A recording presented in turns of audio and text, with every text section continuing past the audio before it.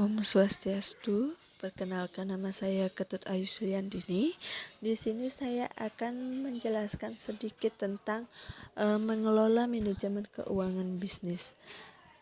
Selanjutnya, kenapa sudah jualan tapi keuntungan masih sedikit? Nah, pasti masih banyak yang mengalami seperti di atas kan. Kenapa bisa begitu? Karena kita belum melakukan manajemen keuangan bisnis yang begitu baik atau teratur seperti itu. Maka dari itu kita harus mengetahui terlebih dahulu cara mengelola manajemen keuangan bisnis yang baik dan benar. Selanjutnya, bagaimana cara mengelola manajemen keuangan bisnis?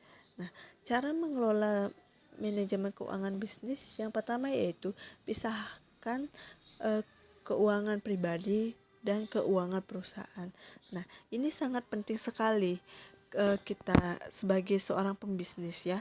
Kita harus memisahkan mana keuangan kita sendiri atau untuk keuangan untuk keluarga dan mana keuangan untuk perusahaan atau seperti biasanya yaitu modal. Nah, jadi kita tidak boleh menjadikan satu keuangan pribadi dengan keuangan perusahaan. Nah, maka dari itu kita harus melakukan pemisahan. Jadi berapa keuangan pribadi kita dan berapa keuangan perusahaan, keuangan perusahaan kita atau modal untuk untuk modal usahanya, seperti itu. Yang kedua yaitu gunakan pembukuan keuangan. Nah, di sini juga sangat penting untuk menggunakan pembukuan keuangan. Kenapa? Karena kita harus tahu berapa pengeluaran dan berapa pendapatan, dan juga apakah kita mendapatkan keuntungan ataupun apakah kita rugi, seperti itu. Terus yang ketiga yaitu rencanakan dengan baik penggunaan uang.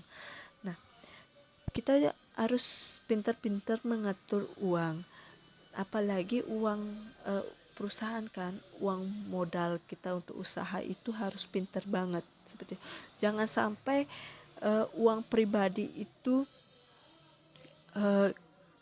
uang pribadi dengan uang perusahaan itu kita kita gunakan tidak penting, atau kita gunakan untuk keperluan yang tidak penting seperti itu. Nanti untuk kita untuk usaha kita itu menjadi menjadi hancur gitu. Kenapa bisa hancur gini usaha kita? Karena keuangan keuangan modal usaha itu kita gunakan juga di keuangan pribadi kita gitu. Jadi modal usaha kita tidak punya gitu loh, seperti itu. Terus yang keempat, kontrol aset, hutang dan kondisi modal. Nah, kita harus mengontrol aset, hutang dan kondisi modal ini. Kenapa? Karena jika aset kita itu aset kita itu turun, terus hutang kita banyak dan modal juga makin sedikit, maka usaha kita itu akan stop dan akan berhenti gitu.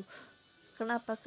Karena kita itu memiliki hutang yang sangat banyak, sedangkan aset dan modal kita itu sudah sedikit. Maka kita menjalankan usahanya itu pasti dulunya banyak, sekarang menjadi sedikit, itu menjadi menurun seperti itu. Yang kelima yaitu perencanaan pengembangan usaha dengan keuntungan. Nah, kita bisa menggunakan keuntungan dari hasil penjualan itu kita gunakan untuk mengembangkan usaha lagi, seperti itu. Kita bisa mengembangkan usaha kembali lagi. Nah, seperti itu. Terus yang selanjutnya yaitu kita harus memahami cara mengelola keuangan, manajemen keuangan bisnis. Nah, yang pertama yaitu memahami manajemen cash flow atau arus kas. Nah, cash flow atau arus kas ini adalah aliran uang yang mengalir mulai dari kita mendapatkan uang, menyimpannya, mengembangkannya dan mengeluarkannya dengan secara teratur, bijak dan disiplin. Jadi, pengetahuan akan cash flow wajib diketahui agar keuntungan pengusaha kecil tidak akan kacau balau dan terpantau seperti itu. Yang kedua yaitu memahami laporan laba rugi. Nah, kita harus memahami juga laporan laba rugi. Nah, ada dua komponen utama dalam menyusun laporan laba rugi. Laba rugi yaitu jumlah pemasukan dan jumlah pengeluaran dalam satu periode atau per bulan. Selanjutnya jumlah pendapatan dikurangi jumlah pengeluaran. Nah, jadi pendapatan yang kita dapatkan dari hasil jualan itu kita kurangi dengan pengeluaran yang kita keluarkan untuk menghasilkan suatu produk yang kita jual tersebut. Terus bila jumlah pendapatan melebihi jumlah pengeluaran, berarti pada periode atau bulan tersebut mendapat laba atau mendapat keuntungan. Nah, jika pengeluaran lebih banyak ketimbang pendapatan, maka kita akan mengalami rugi seperti itu. Terus yang selanjutnya itu anggaran pendapatan dan belanja keluarga. Nah, dalam mempraktekkan manajemen keuangan secara profesional, langkah awalnya adalah membuat anggaran pendapatan dan belanja keluarga. Misalnya nih, tanggal 10 membayar SPP anak. Nah, terus tanggal 20 membayar rekening listrik. Terus tanggal 30-nya itu ya menservis kendaraan atau menservis apalah seperti mobil seperti itu. Semua ini menunjukkan bahwa setiap keluarga sudah memiliki anggaran pendapatan dan belanja keluarga, tetapi mungkin tidak ditulis setiap awal bulan dan tidak dicatat realisasinya. Oleh karena itu, anggaran pendapatan dan belanja keluarga sangat penting diterapkan dalam manajemen keuangan karena beberapa manfaat yang dapat diperoleh, misalnya menentukan target pendapatan dan pengeluaran, terus mengetahui sejauh mana realisasi dari anggaran pendapatan dan belanja keluarga, terus mengendalikan hasrat membelanjakan uang di luar yang dianggarkan sehingga mampu menekan kebocoran anggaran atau seperti kita melihat barang bagus, terus di dalam anggaran keluarga kita itu tidak ada cuma ada keperluan yang memang kita perlukan seperti itu yang penting.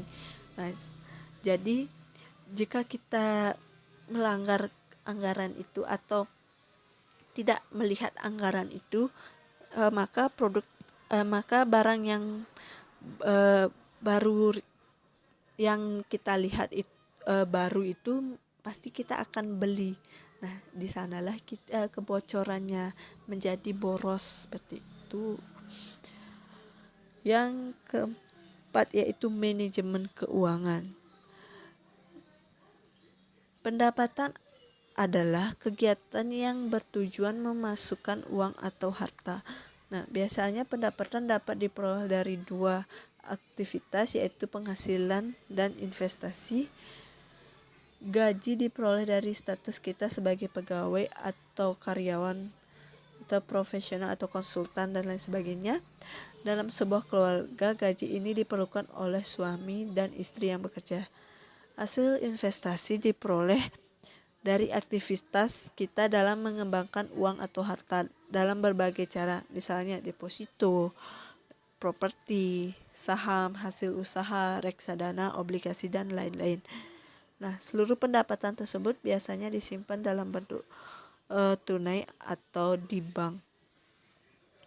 Selanjutnya yang terakhir yaitu pengeluaran. Nah, pengeluaran berarti seluruh kegiatan yang mengakibatkan uang kita berkurang.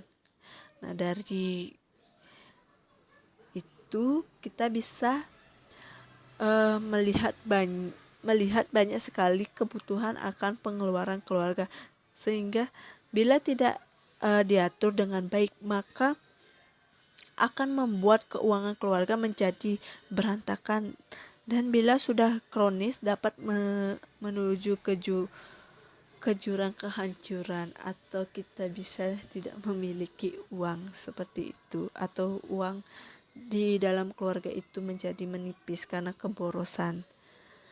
Nah, secara umum sebuah keluarga memiliki beberapa pengeluaran seperti makan, transportasi,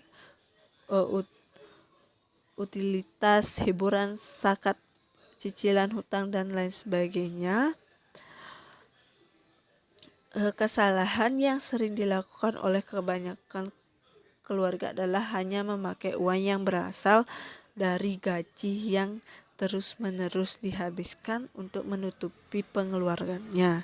Nah, sangat sedikit dari keluarga yang mulai melakukan aktivitas investasi sebagai sumber pendapatan keluarga seperti itu. Maka dari itu kita sangat penting juga melakukan investasi kan, seperti deposito, karena itu juga untuk masa depan keluarga lah. Seperti itu kita bisa mempunyai kita bisa menyisihkan sedikit gaji kita itu untuk deposito dan untuk di rumah gitu. Seperti itulah. Jadi sekian presentasi dari saya. Jika ada salah kata mohon dimaafkan. Apabila kurang jelas, saya tutup dengan para mesanti Om, Santi Santi Santi Om. Tetap jaga kesehatan, ikuti arahan protokol kesehatan, stay at home.